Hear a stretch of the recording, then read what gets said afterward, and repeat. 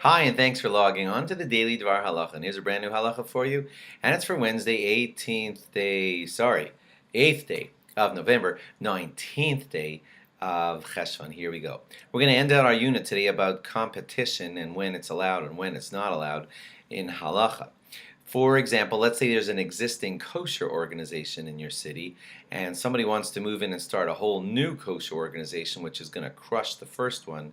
That's generally not allowed to be done. Let's say there's one bookstore, Sefer, Hebrew bookstore, already in your town, and somebody wants to open a second one. So the general rule in halacha there is that if there is enough business within the city, enough Jews buying enough Jewish svarim, that two of those stores can stay open and they'll both do fine, then the second store is allowed to move in. Let's say you have play groups. There's one play group in the area, and all the Jewish kids go to it, and somebody's going to come in and open a new one that might be better and crush the first one. So that's a delicate matter. There could be some leniency because the second one might offer things that the first one doesn't offer, which is a reason to be lenient.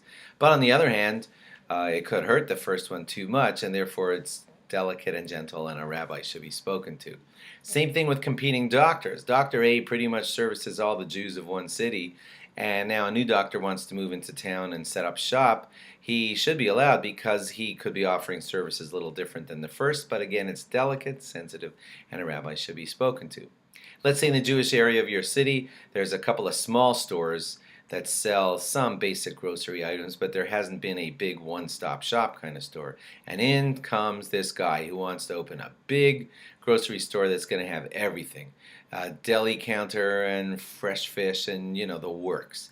And it's going to hurt the little stores. Well, he is allowed to open because he's probably going to offer stuff that the little stores don't have, and that's a new service to the community, so it is allowed. Good idea to speak to the rabbi on that matter too. Food distributions. That's where there are pre-existing kosher stores in the city that sell food, and then a holiday like Pesach is coming, and kosher food is so expensive. So somebody arranges for food to be brought in to the needy people of the community, and he sells it at cost. And everyone is so excited to buy from that distributor who just brought in his food for Pesach. And it seems like a nice idea, but it hurts the stores, doesn't it? So generally, those food distributions are considered allowed because they're temporary. They're not killing the stores. They're offering need to needy people, and generally most rabbis consider them okay. On all these matters, if you feel you're competitive and you're going to hurt some other businesses, the pious thing is to be gentle about it and not hurt other businesses. And so if you want to be really extra special about these matters, you would check first that you're not hurting any other business as you come in, and then go ahead with your stuff. But to just say, well, it's allowed, I'm just crushing the other guy, you should generally stay away from that.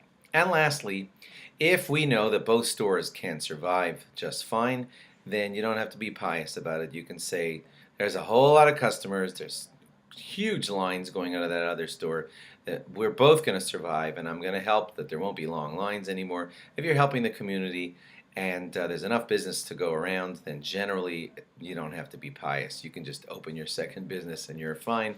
And those are some of the guidelines. But if any of this really applies to you, do speak to a rabbi before just going out and assuming that you could do whatever you want to another Jew's business. It's a delicate matter, and we've taught you some of the guidelines. Thanks for logging on. Log on again tomorrow. We'll start a new unit and keep you guessing on what it is. Have a great day. See you tomorrow. Bye-bye.